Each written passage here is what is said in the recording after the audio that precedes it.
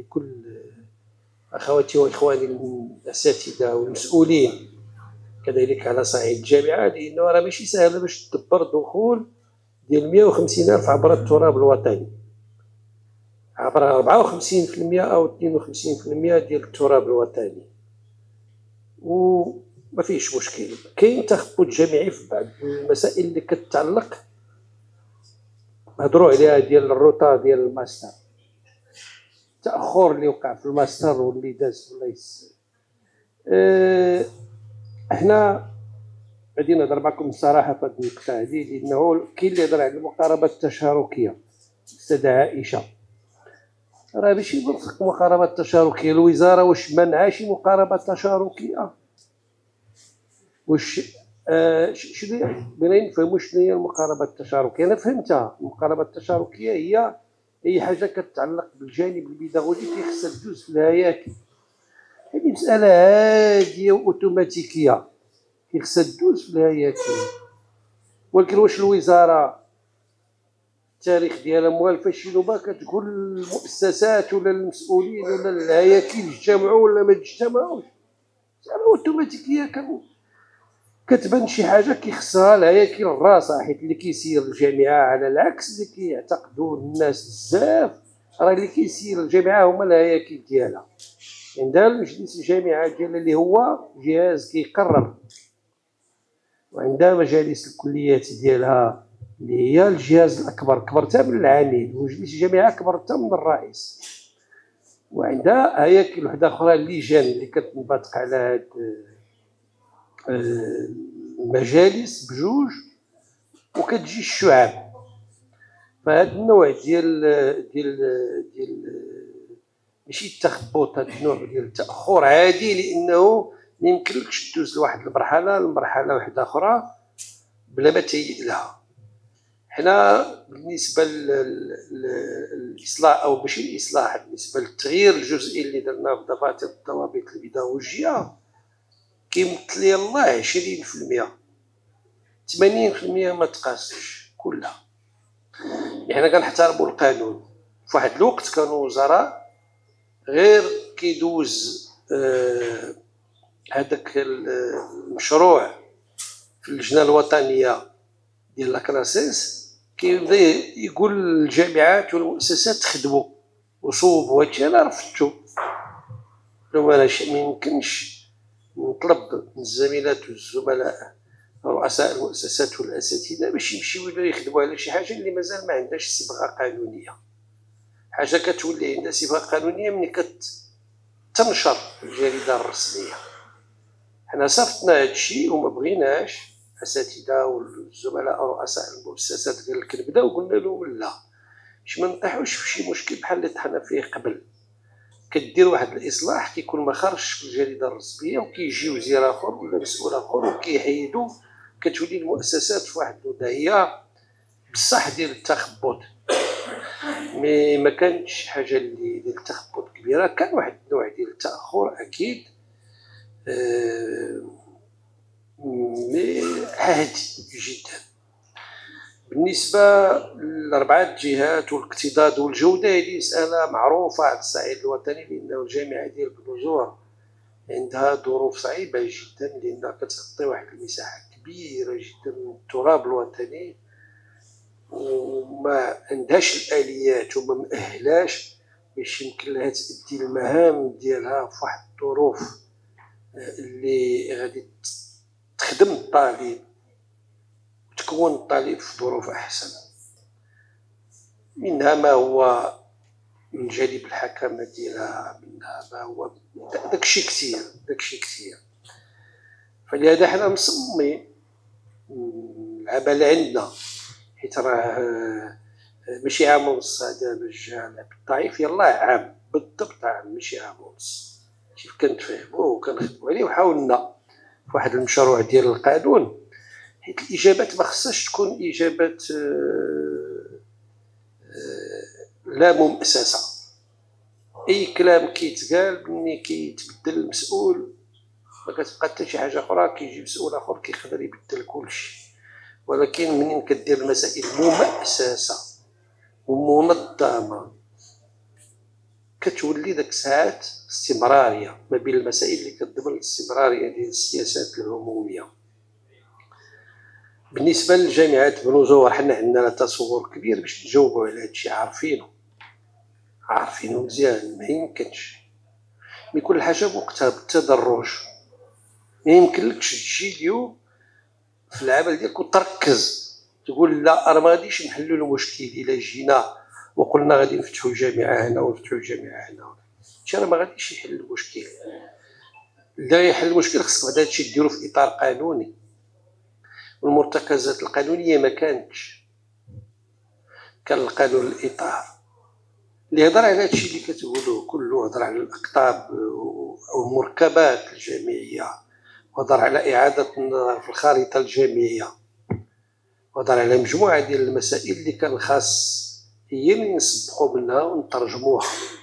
ولكن اول ترجمه خصها تكون هي النص القانوني، هي القانوني. معنا هنا الاساتذه والطلبه ديال القانون والمحامين كذلك، فاذا كنمشيو للجانب القانوني هو الاول باش كنعاودوا مجموعه ديال الامور اللي هي غادي تشكل، هي اللي غتشكل الاسس ديال التحولات اللي بغينا للجامعه المستقبليه. لانه هذا الاكتضاد كينطق في اكاديريه في بلوزور، مي هذه الاشكالات اللي كتهضروا عليها كلها راه كاينه في كل الجامعات المغربيه عبر التراب الوطني بدون استثناء.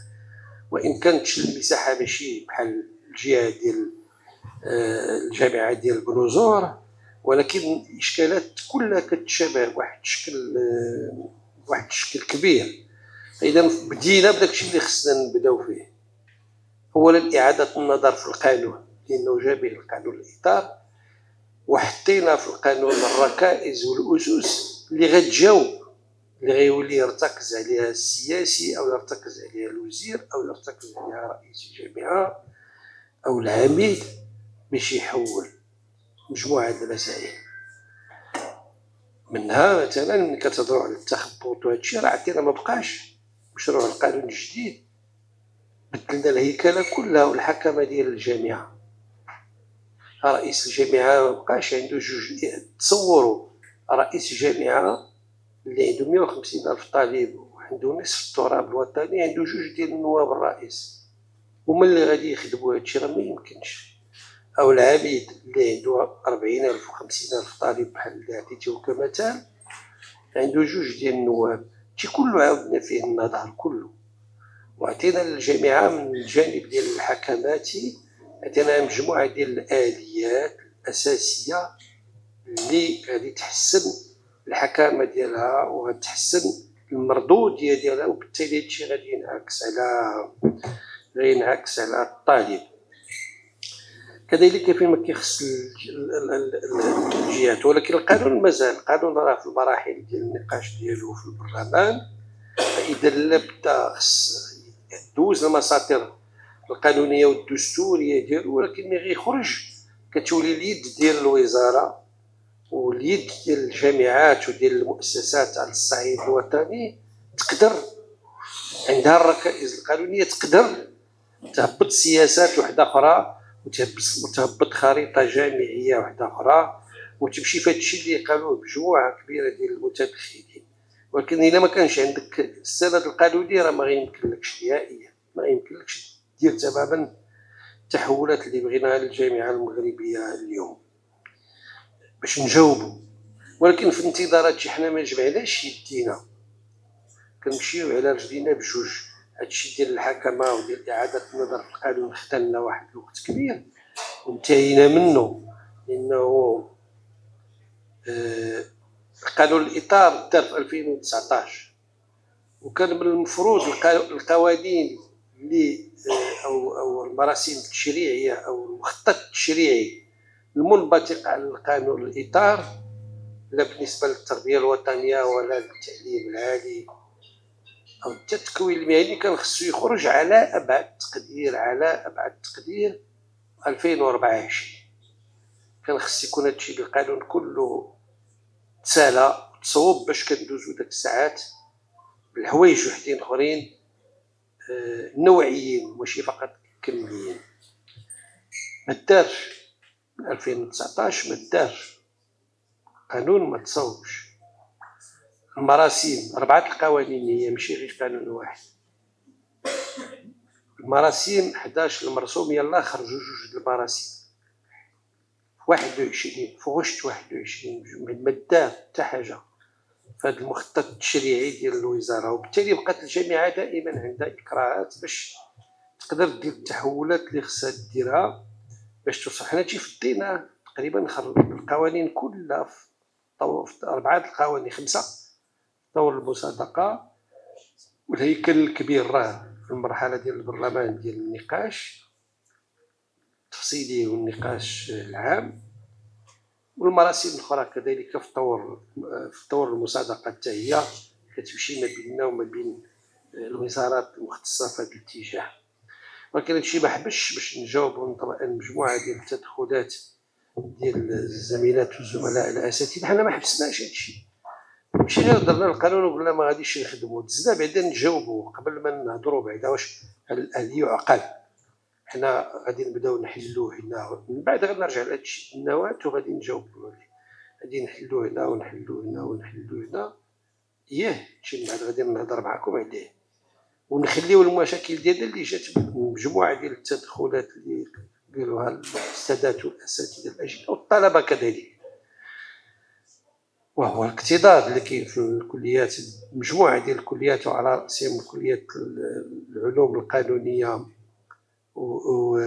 والاجتماعيه والاقتصاديه. بدينا كانت واحد التجربه اللي بدات مع مزازيد اللي دابا السيد الوالي اللي كاين عندكم هنا في اكادير، ديال تقسيم هاد الكليات هادو. مجموعه ديال الجامعات ماشي بزاف داك الساعات، كانوا 2، كانت منهم اكادير اللي دارت واحد المحاوله في التملل، غير محاوله، مي تقسيم كليه الحقوق واقتصاد الى 2 الكليات، وكذلك كليه الاداب دارتو مجموعه ديال الكليات.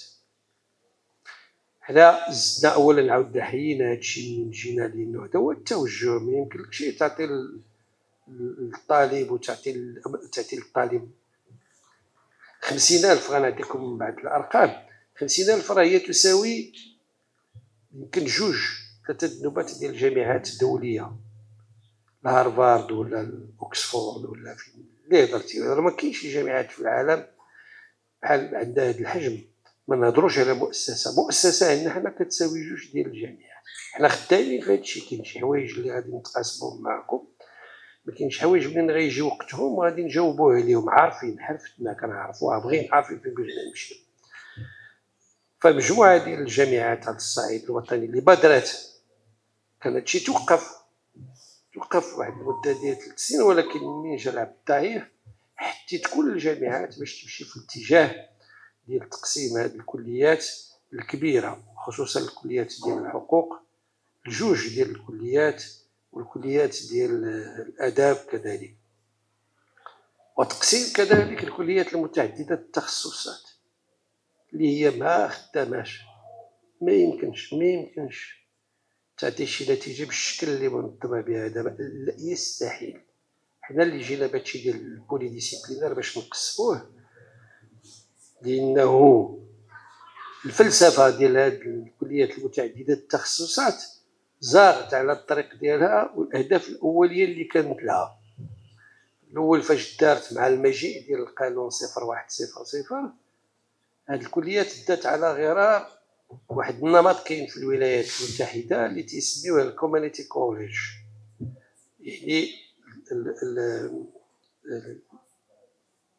الكوليج كوميونيتير اللي تيكون لواحد الفئه ديال السكان اللي معزوله واللي تيقراو فيه عامين، تيقراوش فيه اكثر، ومن بعد هاد العامين كيخصهم يخرجوا ويمشيو للجامعات الاخرى ويلتحقوا بها.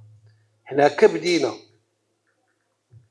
من بعد زدنا الليسانس، من بعد زدنا الماستر، من بعد زدنا الدكتوراه، ولات عندنا كليات متعدده التخصصات. يعني من المستحيل باش تدبرها لنا، ونفس الكليه فيها 3 الكليات او 4 الكليات، فيها القانون والاقتصاد والعلوم والاداب والعلوم، يعني حتى الطالب ما كيخرجش بواحد الهويه، وحتى الاستاذ ما يمكنلوش ينمي، لانه في واحد الحقل غير متجانس تماما. فقلنا لا، ما يمكنش هذا النمط ديال الكليات هادو يستمر، لانه غادي يشكل واحد، ولا حتى هي الاعداد ديالها كاين بعض الكليات متعدده التخصصات كتوصل ل 30,000، وكنعاودوا نطيحوا في الاشكالات التدبيريه ديالها. قلنا لا، ما يمكنش. مشينا في هذا الشيء ديال تقسيم الكليات الكبيره، فلا بد ما نمشيو حتى في التقسيم ديال الكليات متعدده التخصصات. الخيار ديال التقسيم ماشي ديال الوزير، ديال المجلس الاداري، مجلس الجامعه اللي هو تيسير. هذه غير تكون عندنا ثابته في الراس ديالنا. راه الهياكل الجامعيه عندها واحد القوه كبيره بحكم القانون اللي ما حيدناهاش حنا في المشروع الجديد، واللي هي الضامنه ديال الاستقلاليه ديال القرار الجامعي. يعني راه الفلطه ديال الاساتذه والفلطه ديال هاد الهياكل اللي كنسمع على شي حويجات، يعني الممثلين او الهياكل الجامعيه ما تديرش الدور ديالها. نعطيكم مثال على مجموعه ديال الاسئله اللي جاتني من عند السيدات والساده النواب المحترمين ومن المواطنين. ملي كنهضروا على النواه شكون اللي كيخلقها؟ كيخلقها مجلس الجامعه، كيخلقهاش الوزير. مجلس الجامعه اللي كيلتئم وكيخلق نواه، ومن كيخلق نواه كيدير كيصيفطها للوزاره، والوزاره كدوزها في واحد اللجنه وطنيه، وهاد اللجنه الوطنيه منين كتصادق عليها كتصافطها لواحد القنوات ديال فيها الامانه عامه للحكومه ووزاره الماليه، ومن بعد كتخرج في جريده رسميه. مي قبل ما نجي انا، او في سنه او قبل 21 خرجات بعد كانت 33 نواه. راه في المغرب ما كانتش غير نواه، غير 33 نواه اللي توقعات قدام الولاة والعمال والوزير ديال ديك الساعات اللي هو السيد الوالي ديال سوسماس دابا، والماليه كانت موافقه عليها وخرجات لها خرجت لها بيدجي كبير اللي بدات فيه كنعتقد كان ديال 70 مليار، كانوا عطاو في الدفعه الاولى كانوا عطاو 30 مليار. تبدلات السياسه، ماشي تبدلات السياسه، الهياكل. حيت ملي هاد شو دابا ملي كتوقع الاتفاقيه كيمشي الرئيس مجلس الجامعه، ومجلس الجامعه هو اللي كيدير الاقتراح، ديال الخلق ديال هاد النواه. وكيفاش هو مجلس الجامعه ملي كيوقع تراجع على قرار في مجلس الجامعه ما تيديرش شغلو. نقولها لكم بصدق، على داكشي حنا فكرنا دابا باش نجاوبوا على هادشي، فكرنا في اليات وحده اخرى اللي حطيناهم في مشروع القانون واللي خلقين جدل خاطئ. الهدف منه ديال داكشي اللي درناه في مشروع القانون هو نعطيو ضمانات للاستمراريه ديال السياسات العموميه عبر واحد الهيئه ديال الحكماء او نسميهم الامراء اللي ما تيقروش في ما هو استراتيجي فقط. وهما اللي مثلا مجلس الجامعه تيعطيهم واحد الاقتراح ديال نخلق نواه، وهما تيعطيو الكلمه الرئيسيه فيه اييه او لا تيردوه لمجلس الجامعه. ولكن الا قالوا هما اييه عندهم الكونتاكت ديريكت مع رئيس الحكومه، ما عندهمش كونتاكت مع الوزير، والمده الزمنيه ديالهم كتفوت الولايه ديال الرئيس والولايه ديال العميد. كتولي الجامعه ابن زهر مثلا ملي كتقول لك انا قررت في هذا الاتجاه او في هذا الحقل او في هذه المسائل ديالي الجامعه استراتيجيه غادي ندير هادي وهادي وهادي وهادي. سالينا هادشي كيترفع لهذا المجلس الامناء اللي كيناقش الاستراتيجيه فقط، وفيه السيد الوالي حاضر وفيه رئيس الجهه حاضر وفيه شخصيات بارزه كبيره. منين كتصادق على واحد الاستراتيجيه وكتمشي من بعد، واخا كتبدل الرئيس، حيت الرئيس هي ماشي كتراقبو، هي كدير تقييم ديال العمل ديالو ماشي ديال الجامعه، كتبع معاه، كتجي كتقول له هاد الاستراتيجيه مشى هذا الرئيس جا هذا الرئيس، غيقول لها انا راه بغيت ندير هذا، كتقول له لا هذه استراتيجيه اللي دارت، ما يمكنلكش تجيب انت شي حاجه غني في هذه الاستراتيجيه غديها جوده، ولكن باش تجي دير معها القطيعه ما يمكنش. منين كيجي التوزير، كيمشي وزير وكيجي وزير كيقول لك مثلا هادشي د النواه، لا انا غنحبس هادشي د النواه، كتقول له هذا حبس هذا العمل اللي كان خصو يديرو مجلس الجامعه، كان خصو يديرو، ما يمكنلكش.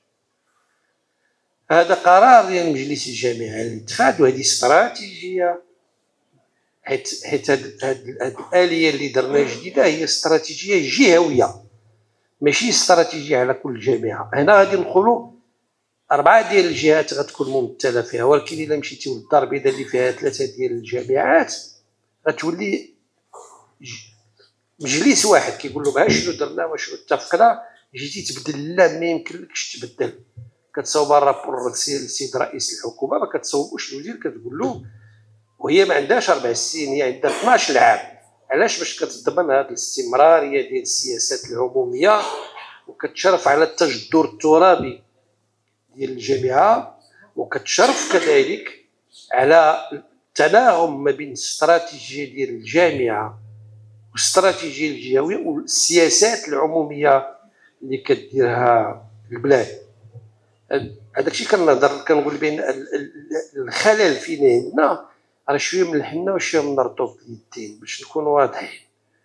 خلل في مجموعه الوسائل او التعثرات او بعض التخبط كما قالوا بعض السيدات والساده الاساتذه والطلبه، فيه واحد الطرف من مسؤوليتنا حنا كاساتذه وكهياكل جامعيه اللي ما تنتحملوش المسؤوليه ديالنا، وفيها كذلك واحد الطرف اللي كيتعلق بالحكامه والتنظيم والقانون اللي كينظم التعليم العالي، اللي كان خاصو يتعاود فيه النظر في 2019، حيت هادشي راه تمحص واحد الشكل كبير.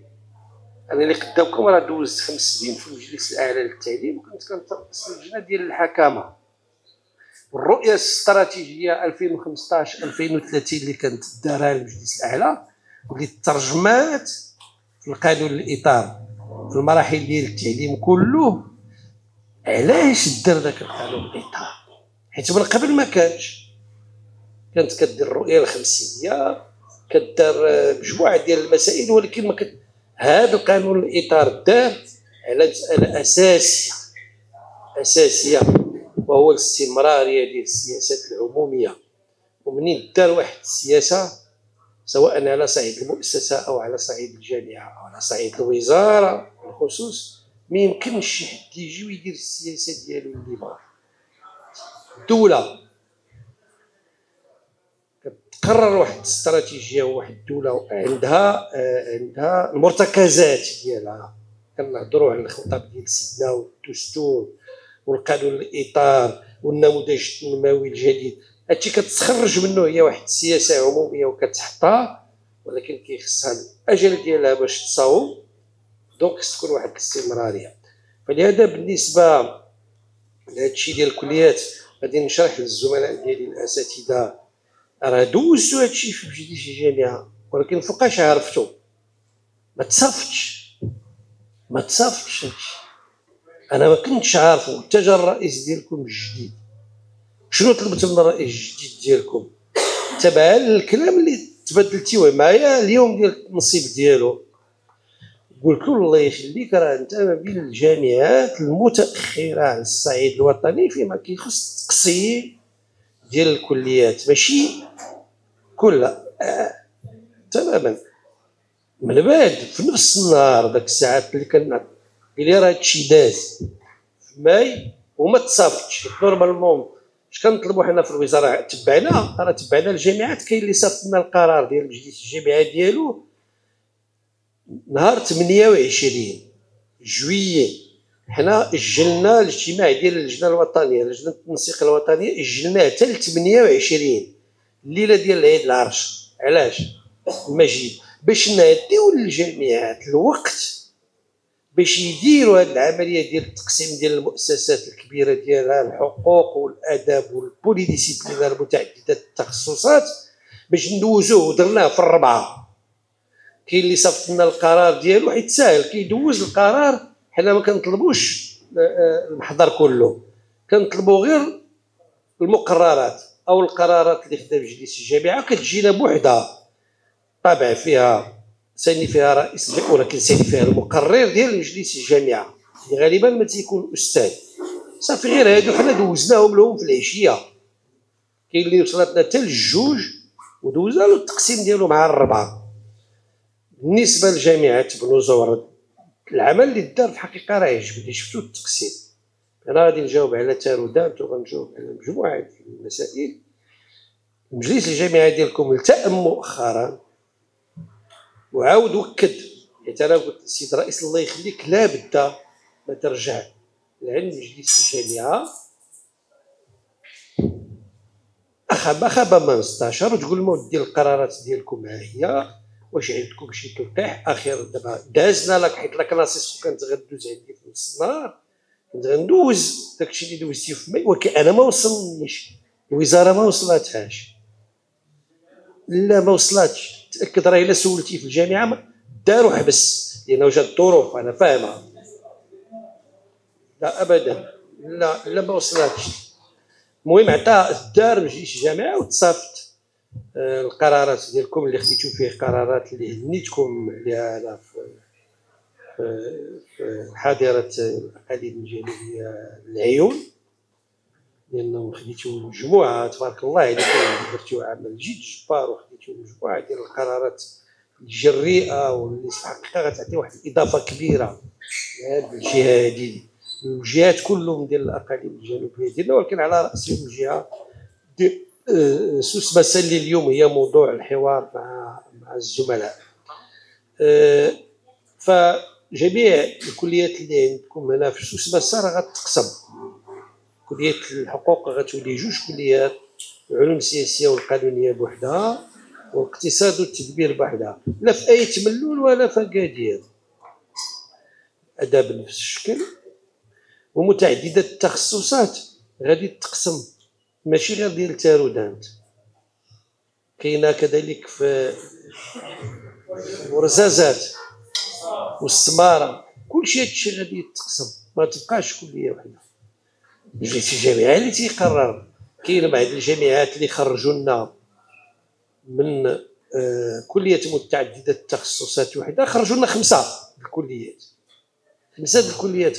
كاين اللي خرج 4، كاين اللي خرج 3، كاين اللي خرج لنا 2 اللي عاد غيبدا، كاين اللي خرج لنا 2.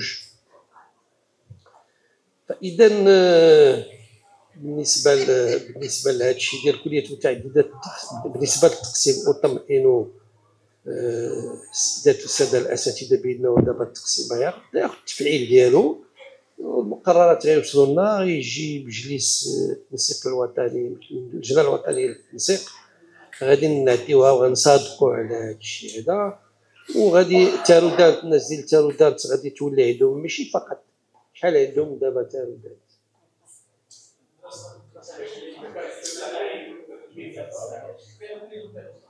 دابا الصح اللي غتولي عندهم 4 ديال المؤسسات غتولي عند التارودات. واحد المواطنه مناضله او مناضل من تارودانت اللي قال لك ديروا لنا لو اس تي، قلتيها بنتي انت وي سي ديسيدي لو اس تي، قررتوا الجامعه ديالكم راه داروا الحويجات مزيانين من الجهه ديال سوس مسا، تبعوهم راه مزيانين بزاف. النواه الاخرين اللي كاينين على صعيد التراب الوطني كله، على صعيد التراب الوطني كله كانت خرجات 33 دوات، 6 خرجوا في الجريده الرسميه، 6 خرجوا في الجريده الرسميه في 2020 و 2021، وهذوك 6 براسهم ما خرجوش، ما شافوش النور براسهم، تحبسوا. كاين الا كنعتقد وحده عندها عميد دار لها، ولكن عمرو ما خدم، دوز 4 سنين وما خدمش. حنا رجعنا دابا كنمشيو بواحد النوع ديال التدرج. اولا مشينا في هذه السياسه ديال التقسيم اللي كيمكن الجامعه كيمكن لها بطريقه اوتوماتيكيه بلا ما ترجع عند الوزاره تقرر تهز واحد الطرف من داك الشيء اللي تقسم. شو كي كنلقاو الحلول حتى القانونيه تقول لك لا، هذا التخصص هذا ولا هذا ما غاديش نخليه فايت بلدول، ولا ما غنخليش في السماره اللي غنهزها غنحطها مثلا في طاطا، او لا هذه غادي نهزها نحطها في تارودانت، او لا هادشي اللي درتو في ورزازات اللي فعاد ما نخرج جوج انا نخرج 4، ولكن هادي جوج غيبقاو 3 نزيد وحده الورزازات ووحده لا غادي نهزها غنحطها مثلا في طاطا. فما كيخص هنا عندنا على صعيد الجهه اللي موجودين حنا فيها، اولا السي حسن السيد النائب المحترم الذي اعزه واحبه في الله لصدقه ولاخلاقه والمعقول ديالو. يعني هو في كل، نقدر نقول لكم ما بين اكثر الحاحا بين كل سيدات والساده نواب الامه المحترمون، لا في الغرفه الاولى ولا في الغرفه الثانيه. يعني مسكين تيعيط تقريبا شاك 3 ايام 4 ايام، وجا عندي ومشى وجا عندي ومشى. فلهذا طاطا عندها محامي كبير، غنمشيو بزاف د الحوايج مع طاطا. مي هضرت انا وياه واتفقنا، قلت له شوف الله يخليك، راه حنا دابا وليتو كتشوفوا شنو راه حنا كنبدلوا في منظومه ديال التعليم العالي بواحد النوع ديال الهدوء والسكات، وما كنتسناوش باش نديروا واحد التحولات باش نجاوبوا على العداله المجاليه اللي طلب سيدنا واللي امر بها، وكذلك نجاوبوا حتى على العداله الاجتماعيه. ولكن هادشي خصنا نديروه بواحد الطريقه اللي نتفاهموا عليها شنو بغينا من بناتنا وولادنا وبناتنا، شنو بغينا منهم. نجاوب بعدا الناس ديال طاطا. سي حسن راه جا لعندي وتلاقى درت له موعد مع السيد رئيس الجامعه، والسيد رئيس الجامعه غادي يهبط لعندكم وغادي يشوف السيد العامل وغادي يرجع بحلول، وحنا كنسمعوا كنتصنتوا. اي حاجه قدرنا نديروها غنديروها، غير انا باش نكون واضح مع الزملاء ديال طاطا، انا ما عطيتكمش موعود في السابق، وباش نكون معكم ما غاديش نعطيكم موعود اليوم، وما عمري ما عطيت شي وعد، منين جيت على رأس هذه الوزاره حتى هذاك الشيء اللي خرج ما عمري ما عطيت عليه الوعد من قبل. حتى التقسيمات وهاد الحلول اللي كاينه دابا ما عمري ما عطيت عليها شي وعد. انا كنخدم بواحد الطريقه، كنعرف التعليم العالي لانه عرفتي كبرت فيه عشت فيه وتدرجت فيه، صغير وانا طالع درجه بدرجه حتى وصلت التدبير ديالو على الصعيد الوطني. فلهذا كنعرف اش كنقول. علاش؟ لانه اي حاجه بعدا ماشي انت وحدك عندك فيها القرار. هضروا على مجلس الكليه، هضروا على مجلس الجامعه اللي تيقترح، وكتوصل حتى للوزاره ما عندكش القرار المطلق. راه عندك مجموعه ديال الوزارات اللي الاختصاصات في هذه الامور كتتداخل. هنا ما يمكنلكش تبقى توعد المواطنين وانا غندير لك هذه غير جامعي غير منطقي. ما اقوله للاخوان ديالنا والطلبه ديالنا المتميزين ديال طاطا، متميزين علميا ومتميزين اخلاقيا، عندهم القدرات ديالهم وعندهم الاصول ديالهم متمسكين حتى المغربيين ديالهم. لن ادخر جهدا، اعدكم بانه لن ادخر، هذا الوعد غنعطي لكم، غيجي عندكم السيد الرئيس غيجي عندكم السيد الرئيس غيلقى لكم الحلول. ولكن راه حنا خصنا نحطوا دابا حنا في اطار حزب الاصاله والمعاصره في مكان كذلك للتفكير، سنردوا بالنا شنو بغينا من بنيتاتنا وليداتنا الطلبه. راه غير صحي لهم خليهم في بلاصتهم. لاحظوا هادشي اللي كنقسموا في هاد الكليات الكبار، لاحظوا راه كنحولوهم بشويه بشويه لاستقطاب محدود جوابا على واحد السؤال. راه ما نخليهمش استقطاب مفتوح، غيولي هذا الاستقطاب مفتوح بحال البريبا هو السوق، بحال لي زيكول دو بريبا. حيت لي زيكول دو بريبا هما اللي تيصوبوا المهندسين باش ندوزو واحد. علاش ما يمكنش الطالب اللي تزاد مثلا تيزنيت، كنهضر مثلا حنا كنتوجدوا في الاقليم ديال تيزنيت، غيقرا الاعدادي في الابتدائي في تيزنيت، ويقرا الاعدادي في تيزنيت، ويقرا التعليم العالي في تيزنيت، وعاود يجلس. التكوين ديالو راه ما كاينش، راه ما خداماش، راه ما غيطلعش. ماشي هو الطالب او الشاب اللي بغيناه. حنا سيدنا الوالد كانوا تيقولوا غير واحد المثال دايري جيمير من سيدنا الوالد، راه ملي كيقولوا شي حاجه راه عندها الوزن ديالها. اللي مجال ما عرف بحق الرجال شي كنسمعوه سامي يدير لو ميور اللي كيكون عنده واحد المكانه حتى في الفيلاج ولا في الدوار ديالو، هو داك اللي تحرك بزاف. علاش؟ كيجيب تجارب كبيره. وحنا غادي نحطوا هذا الطالب هنا واش غيخدم عاوتاني في تيزنيت ويكبر في تيزنيت، وهذيك الكليه اللي غنديروا او هذاك النواه اللي غنديروا في تيزنيت او في طاطا، لان تشوفوا من بعد 10 سنين 11 عام كل عام ما تبقى تخرج لنا 300 400 ديال الخريجين. واش المحيط السوسيو اقتصادي اللي عندنا غيسمح باش ندمجوا لا القطاع الحر ولا القطاع العام، باش ندمجوا هذه الامواج البشريه اللي غتجينا في المستقبل كلها غتخدم، كلها غتخدم في طاطا او كلها غتخدم في بيوغرا؟ غير منطقي. راه حتى داك الساعات التكوين ديال وليداتنا وبنيتاتنا ماشي هادشي اللي بغيناه. خصكم تعرفوا بانهم دابا مثلا حنا تناخذوا ما كنضربوش التماره، هو اللي كنسميوه داك مقاربات مقارناتيه، مقارناتيه. فين ما تبغي دير شي حاجه كيخصك ما يمكنلكش انت ما غاديش تعاود تصنع البيشكليته من جديد ولا لا لا لا. كتشوف واش وقع، واش كيدار دابا على الصعيد العالمي والدولي، ومن بعد كتجيب شويه كتبدا تاقلموا، كتبدا دير واحد التاقلم باش يتمشى مع الواقع ديالك. دابا العالم كله مفروض على اي طالب كيفما كان نوعه باش تكون عنده حركيه داخليه في قلب الوطن، وتكون عنده حركيه خارج الوطن. خارج الوطن علاش؟ لأنه ولات من المؤهلات الاساسيه لتكوين الطالب. علاش؟ لأنه المهن او الحرف او الشغل ما بقاش عنده فقط صبغه محدوده في المكان، ولا عنده ديمونسيون، ولا عنده ابعاد، ولات عنده ابعاد جهويه، ابعاد وطنيه، وابعاد دوليه. الا ما كنتيش عارف شنو، والعالم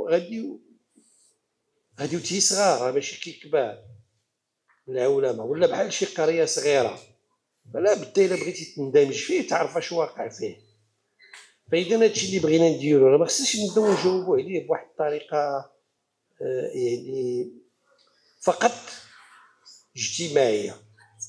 المقاربه الاجتماعيه او ديال العداله المجاليه خصها تكون، ولكن المقاربه النوعيه ديال شنو هو المواطن اللي بغينا او الطالب الخريج ديالنا ديال المستقبل خصها حتى هي تكون، باش نعطيوه الاليات باش يندمج. على داكشي الا لاحظتوا في التقسيم انتم غتشوفوا كل هادشي اللي غنديروا جديد كله كنديروا الاستقطاب المحدود هو الاول، عاد كنديروا طرف ديال المفتوح. علاش؟ حنا بغينا وليداتنا ديال وجده. وهنا غادي نجاوب على واحد السؤال واحد اخر. يمشي يقرا في طاطا، من قرا في طاطا، الا درت له تما واحد المدرسه ديال المهندسين او درت له كليه ديال الطب، بحال دابا باش جاوبت على الطب، لا راه الطب راه ماشي راه الطالب ديال سي فري الطب عنده دابا واحد الصبغه جهويه، حنا هادشي غادي نمشيو معاه بشويه باش نردولو صبغه وطنيه. علاش؟ باش نعطيو الامكانيه.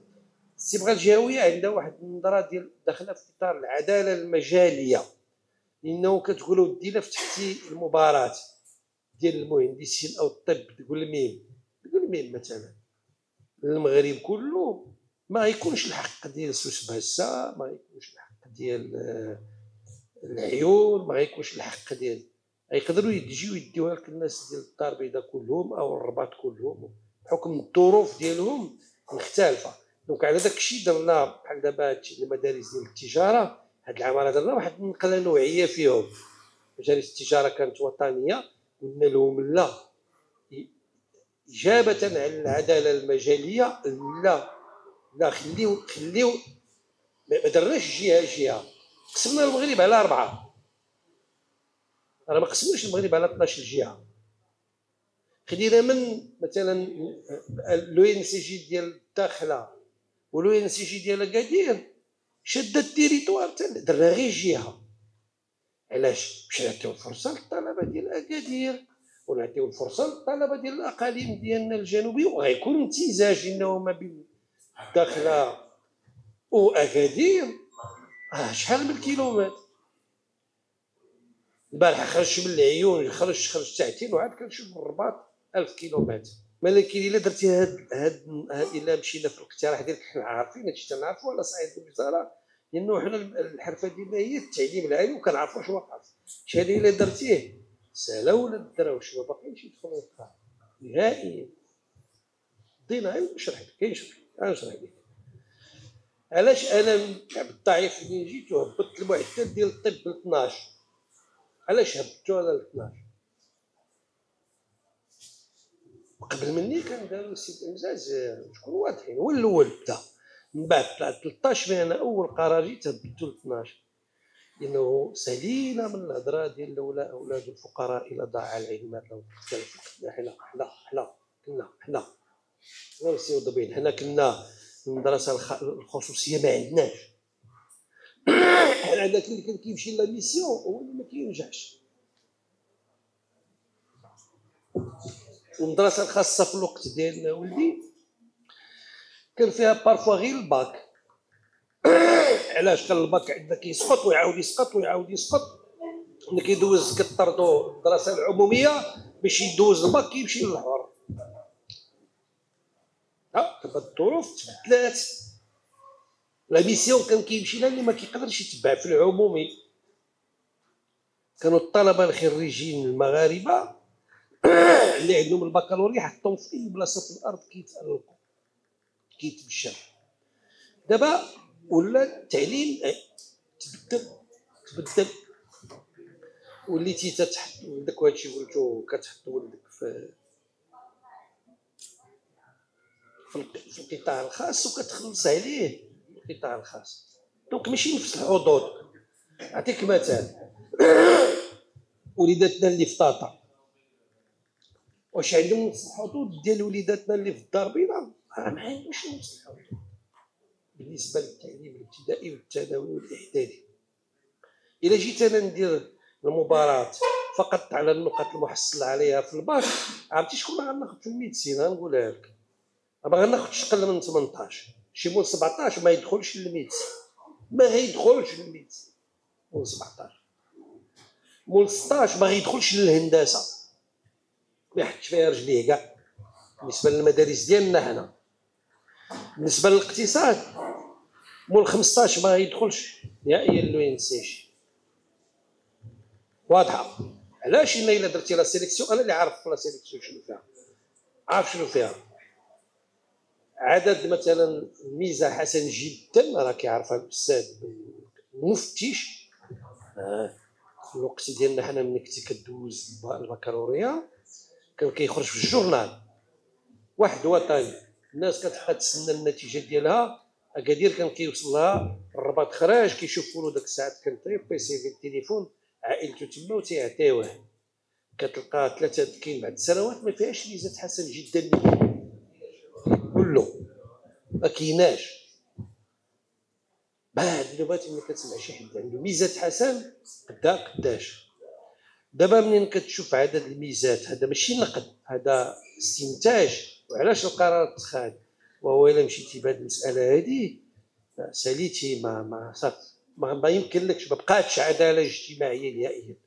ولكن حنا ملي كنشوفوا التجارب ديالنا اللي طالب لربما تعثر في الباك يقدر يكون ممتاز، ولكن هذاك الصباح تعثر وجاتو الخلعه ما قدش، وكتلقاه كاع بعد دابا تجيب 17 18 في الجهوي او في التكوين المستمر، نهار الباك جاب 7 8 كتفوصيلو الكالكول ديالو حيت كناخدو 75%. اش غنخسر نعطيه واحد الفرصه واحده اخرى داخله في اطار العداله الاجتماعيه، التضامن، نعطيه فيهم اللي كينجح.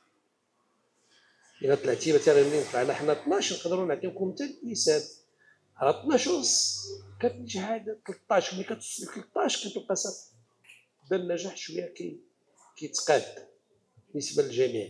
فاذا حتى التحولات اللي بغينا نديروها خصنا نديروها لا فيتاس ديالنا، بالسرعه ديالنا اللي قادين عليها حنا. ولكن لا بد نحافظوا ولا بد نحافظوا على العداله الاجتماعيه، ولا بد نفكروا اكثر الناس اللي ما عندهمش الامكانيات. لا بد، هذا هو الاساس اللي خصنا نفكروا فيه. شوف اللي عنده الامكانيات ما محتاجنيش انا، اللي عنده الامكانيات راه ما محتاجني. يقدر يمشي يدير الطب حتى في الهارفارد كما هادشي الماستر اللي غنرجع له.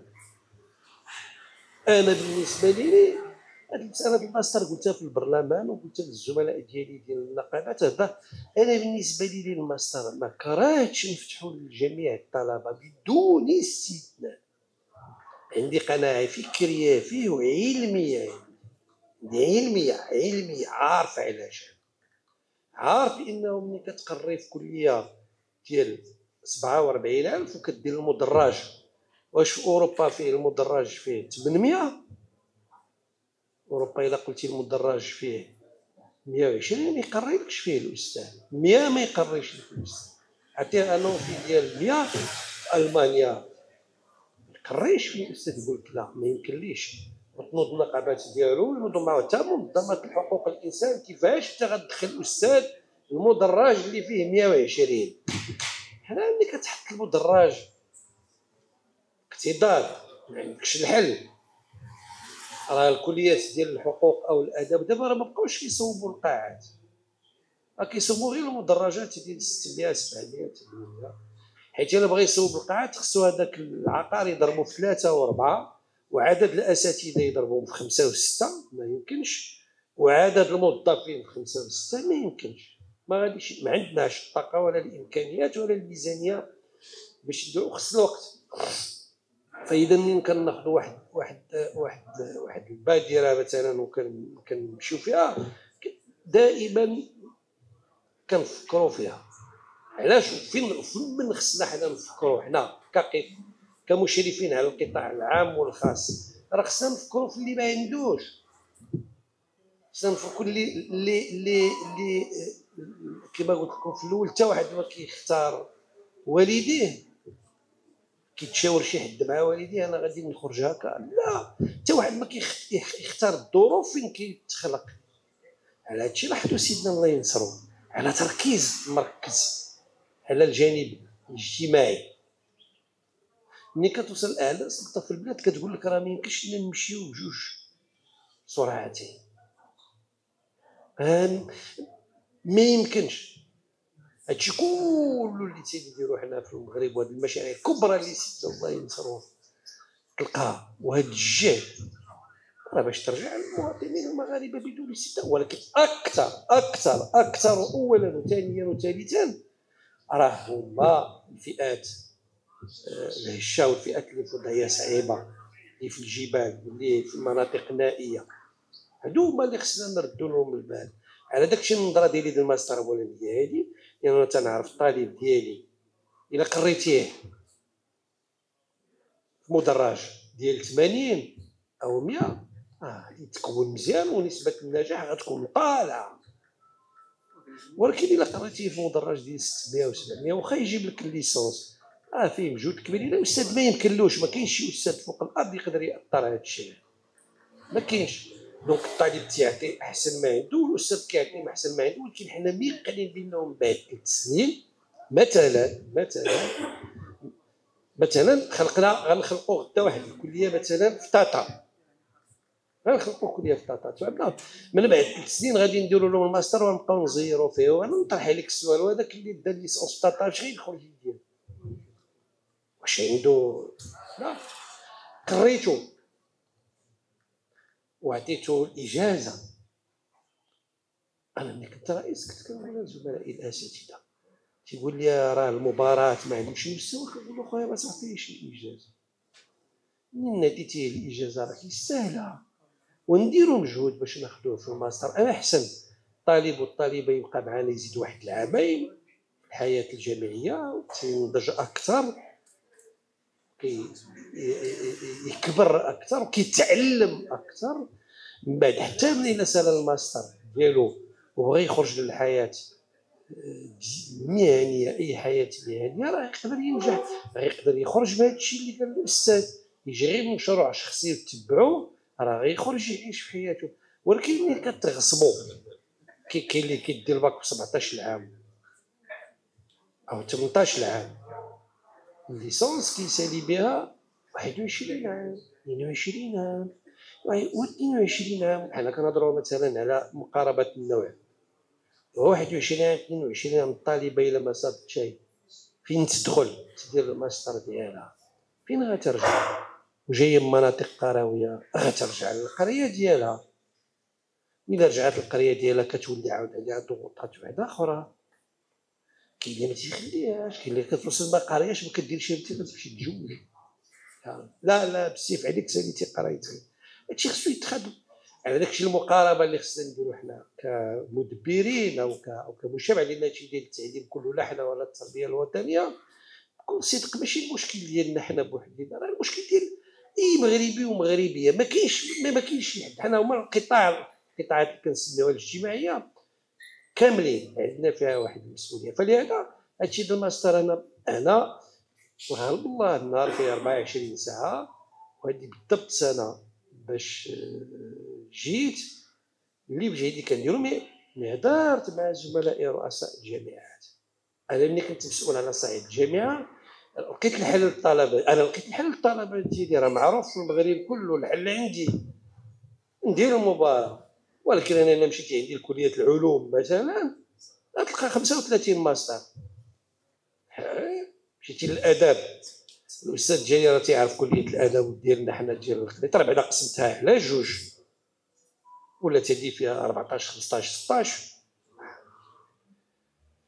كنوصل بعد النوبات حتى 70 80% ديال الطلبه ديال الجامعه ديالي كيدخلوا يديروا ماستر، وانا فرحان سعيد بهم اللي عطيتهم واحد الفرصه جديده. واش غنخسر انا؟ علاش ما نعطيهمش هذه الفرصه؟ ولكن هادشي ماشي العمل ديال الوزاره، هذا العمل ديالنا كاملين على داك الشيء. انا هادشي شرط ليه في البرنامج بصدق، قلت لهم انا الماستر ما كرهتش نعمو، الا بقى العبد ضعيف زدت غير شويه، هادشي ديال الله. راه غادي نعممو هاد العام، غادي نجاوب على المجانيه بشكل اخر. راه ما يمكنش نهضر على اخواني اللي هضروا على الماستر. انت دابا جيتي قريتي عندنا، او كاين اللي طلب يدخل الدكتوراه، انت دابا جيتي قريتي عندنا وتبارك الله وديتي من عندنا الليسانس، اختاريتي تمشي للحياه. الظروف صعيبه كنتفهمها، لان انا شغلي كوزير التعليم العالي راه هو الطالب. انت دزي من عندي، كاين اللي داز عندي دخلوا بعض الاخوان هنا وتكلموا على داو الماستر وبغاو يدخلوا للدكتوراه، وما يمكنش نحرموهم من الدكتوراه. واش انت دزي عندي وقريتي؟ ماشي كنقول لك عندي انا، صافي دزي في الجامعه المغربيه في قطاع التعليم العالي وقريتي السنه الاولى والثانيه وديتي الليسانس تبارك الله، ودزي وبقيتي قريتي الماستر وخديتيه تبارك الله، وبغيتي دير الدكتوراه، وهذاك الطالب اللي دخل السنه الاولى عاد بدا عندي ما دا والو. تجي انت تقيد معاه، الا كنتي درتي عندي 3 سنين تجي تقيد معاه عاوتاني في السنه الاولى، حيت ملي كنهضروا على هادشي ديال التوقيت الميسر او المجانيه مره واحده اخرى غادي نقولها وغنعاودها. عيب هادشي اللي كيتقال على المجانيه لانه خاطئ.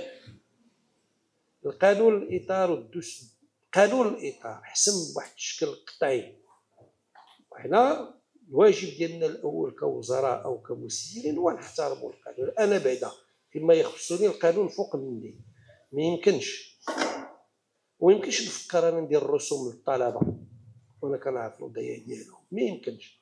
المجانيه ديال الطالب مضمونه، ضمنها القانون ماشي ضمنها الوزير البداوي، ضمنها القانون حتى واحد ما يقيس فيها.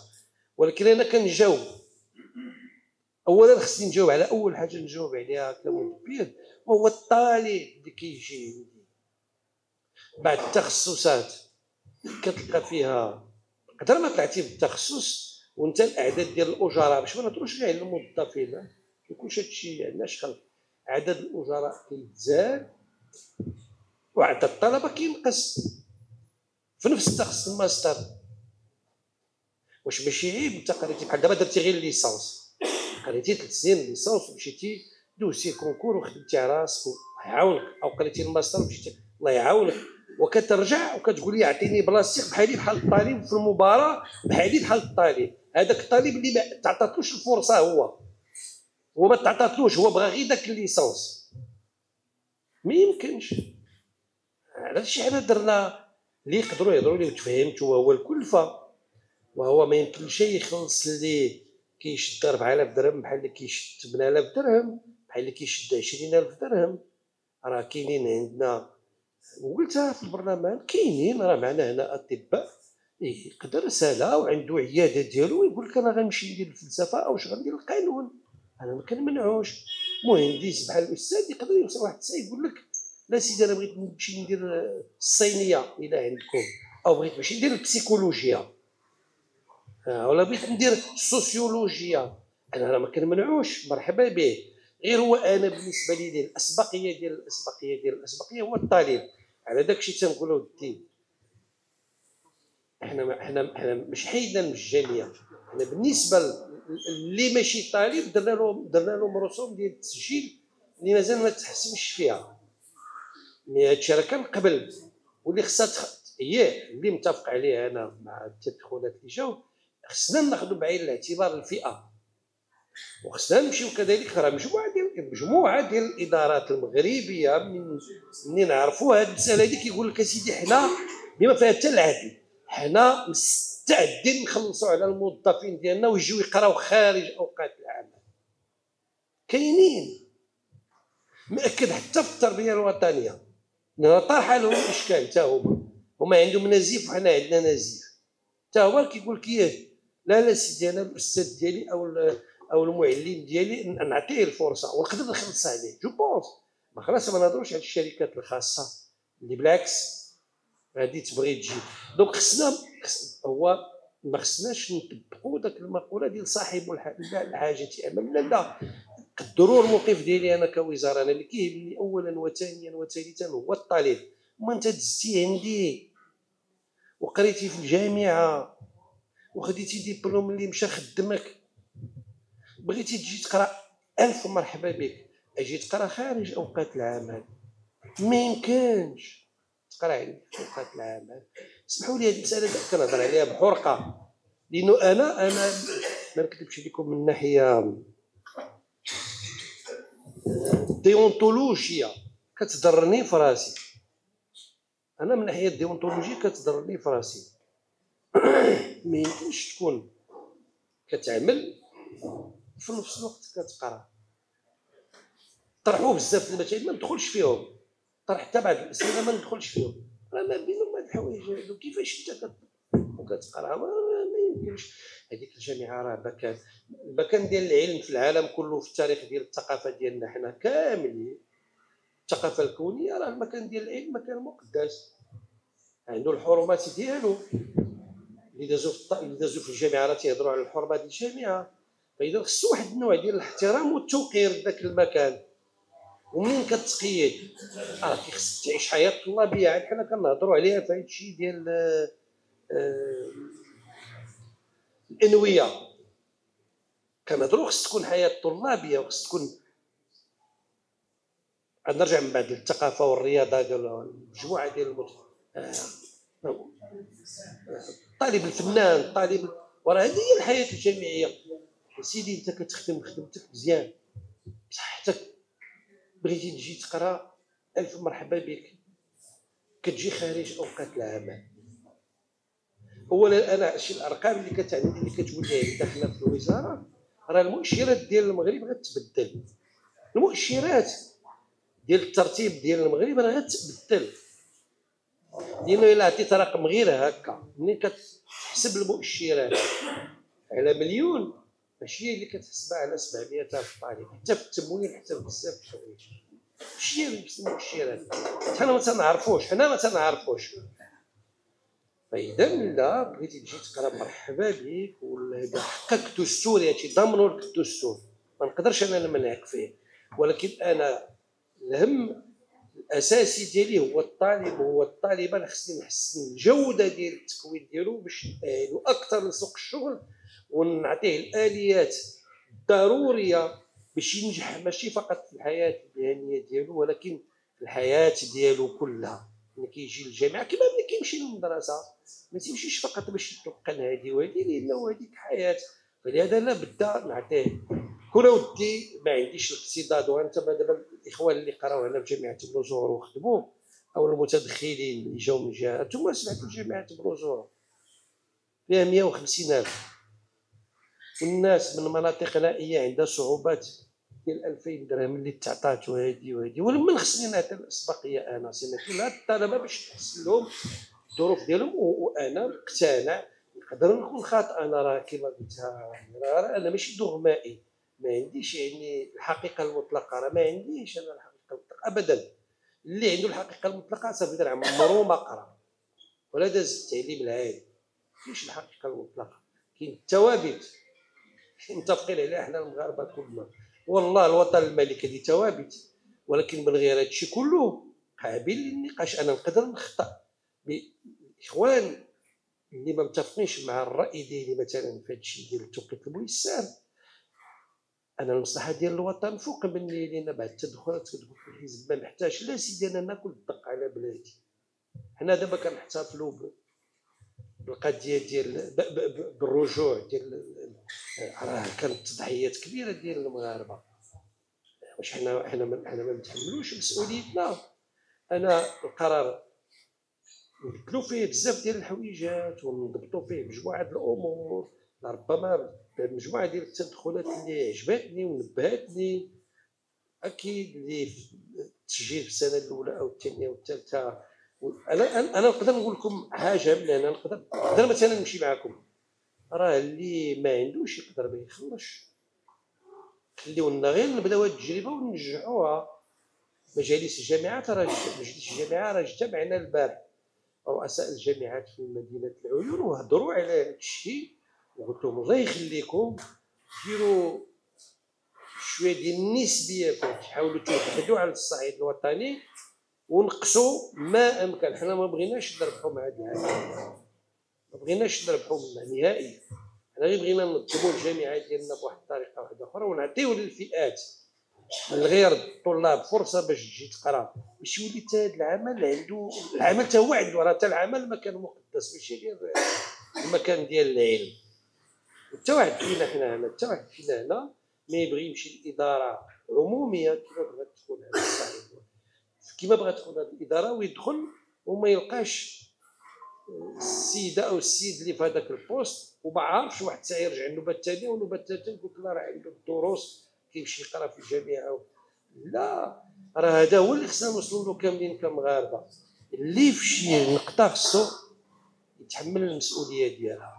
ولكن حنا مرحبا اللي بغى يقرا، لانه نعاود نوضحها ما يمكنش تقرا وتخدم في نفس الوقت. وانا ما منعتش، بالعكس مرحبا، وي، ولكن تقرا اجي تقرا بور الخمسه مرحبا بك، تقرا نهار السبت مرحبا بك. ولكن مور الخمسة والسبت والحد راه تيجيو تيخدموا الاساتذه تا هما عندهم التوقيت ديالهم، والموظفين غيجيو والضو غيتكونسوما، والبنيه التحتيه حتى هي كيدير لها ان امورتيسمون. فيها العيب، انا قلتها وما عجبهمش الناس الحال. واش فيها العيب؟ كتخلص على ولدك من التحضيري حتى البكالوريا، وفيها العيب الجامعه هذه فيها العيب الا جيتي تقرا فيها حتى انت وخدمتي الحمد لله ودزتي فيها، والفضل ديال المنظومه التعليم وعليه ديالها علينا كبير كاملين قرينا فيها. فيها العيب الا جيتي وقريتي فيها وخلصتي واحد الرسوم على قد جهدك. هذه نتفق معكم على قد جهدك، ولكن باش نوقفوا في اي تغيير بغينا نديروه ونخرجوا شعارات اللي ماشي صحيحه. الضرب في المجانيه ما كاينش ضرب في المجانيه. انا كنقيس المجانيه نهار الطالبه تجي ونقول لها خلصي غير 10 دراهم ديال رسوم التسجيل.